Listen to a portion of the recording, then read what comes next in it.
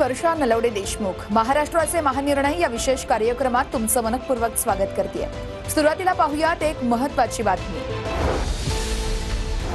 राज्य सरकारने शेतकऱ्यांच्या हितासाठी पुण्यश्लोक अहिल्यादेवी होळकर शेतकरी कर्जमुक्ती योजना 2026 जाहीर केली आहे। या कर्जमुक्ती योजनेच्या राज्यस्तरीय शुभारंभाच्या वेळेस 7 जिल्ह्यातील पात्र शेतकऱ्यांच्या प्रातिनिधिक स्वरूपातील यादी जाहीर करत आहोत, अशी माहिती सहकार मंत्री बाबासाहेब पाटील यांनी दिलेली आहे।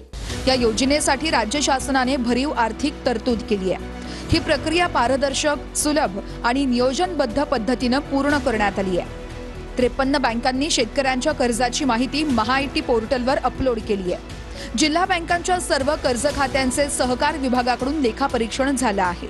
योजनेअंतर्गत अपात्र लाभार्थ्यांची माहितीही पोर्टलवर अपलोड करण्यात आली आहे।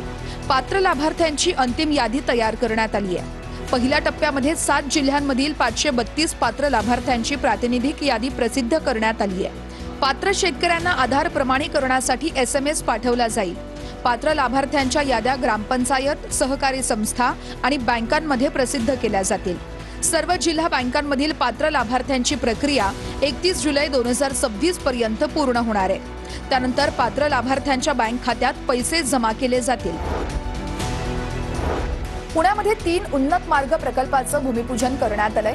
पुणे, शिरूर, तळेगाव, चाकण, शिक्रापूर आणि हडपसर यवत या 3 उन्नत मार्ग प्रकल्पांचं भूमिपूजन करण्यात आलंय। यावेळी केंद्रीय मंत्री नितीन गडकरी, मुख्यमंत्री देवेंद्र फडणवीस, उपमुख्यमंत्री सुनेत्र पवार यांची प्रमुख उपस्थिती होती।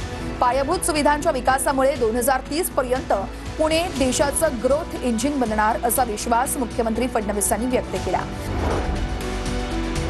मुख्यमंत्री देवेंद्र फडणवीस यांच्या हस्ते नवी मुंबई आंतरराष्ट्रीय विमानतळाच्या प्रांगणामध्ये भारत टॅक्सी सेवेचा अधिकृत शुभारंभ पार पडला। केंद्र आणि राज्य सरकारच्या संयुक्त विद्यमाने विशेष सोहळ्याचं आयोजन करण्यात आलं होतं। प्रवासी आणि चालकांसाठी भारत टॅक्सी हा प्रवासाचा नवा अध्याय आहे। पंतप्रधान मोदी आणि अमित शहा यांच्या मार्गदर्शनाखाली सुरू झालेली भारत टॅक्सी मॉडेल संकल्पना कमी दरामध्ये सुरक्षित प्रवास देणारी ठरेल, असा विश्वास मुख्यमंत्री देवेंद्र फडणवीस यांनी व्यक्त केला। एक नवीन मॉडेल हे या देशामध्ये भारत टॅक्सीच्या माध्यमातून तयार झालं की ज्याच्यामध्ये टॅक्सी चालक हे केवळ चालक नाही, ते मालकही आहेत आणि ते या सहकारी संस्थेचे शेअर होल्डर देखील आहेत। आलेला नफा हा डिव्हिडंडच्या रूपाने त्यांना देखील ट्रान्सफर होतोय आणि दुसरं कुठल्याही प्रकारचं सर्च प्राइसिंग याच्यामध्ये नाही, कुठल्याही प्रकारे हिडन कॉस्ट याच्यामध्ये नाही। मुंबईमध्ये क्वांटम टेक्नॉलॉजी फॅकल्टी डेव्हलपमेंट कार्यक्रमाच्या समारोपाच्या वेळेस मुख्यमंत्री देवेंद्र फडणवीस यांनी ऑनलाईन मार्गदर्शन केलेलं आहे। AI, सेमीकंडक्टर आणि क्वांटम तंत्रज्ञान हे भविष्यातील विकासाचे 3 प्रमुख आधारस्तंभ ठरणार आहेत। या क्षेत्रामध्ये महाराष्ट्राने मोठ्या प्रमाणावरती कुशल मनुष्यबळ तयार करणं आवश्यक आहे, असं मुख्यमंत्री देवेंद्र फडणवीस म्हणाले। यावेळेस प्रमुख अधिकाऱ्यांची देखील उपस्थिती होती।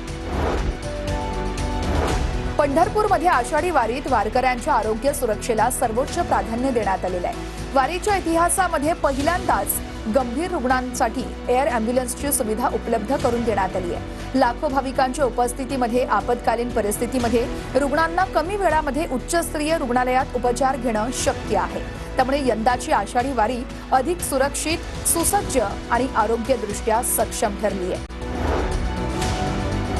पंढरपूरमध्ये आषाढी वारीनिमित्त उपमुख्यमंत्री एकनाथ शिंदे यांनी जिल्हा प्रशासनाकडून तयारीचा आढावा घेतला। कायमस्वरूपी उपाययोजना करण्यासाठी अधिकाऱ्यांसोबत चर्चेनंतर शिंदेंनी 5 कोटींचा निधी जाहीर केला।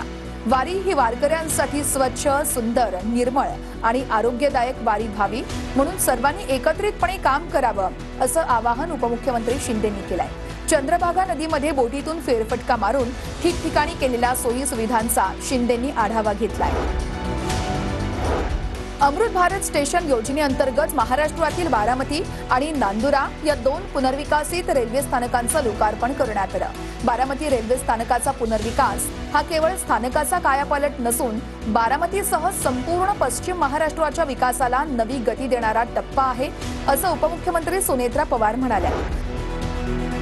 महाराष्ट्राचे महानिर्णय या विशेष कार्यक्रमात आता वेळ झाली इथेच थांबण्याची। नमस्कार।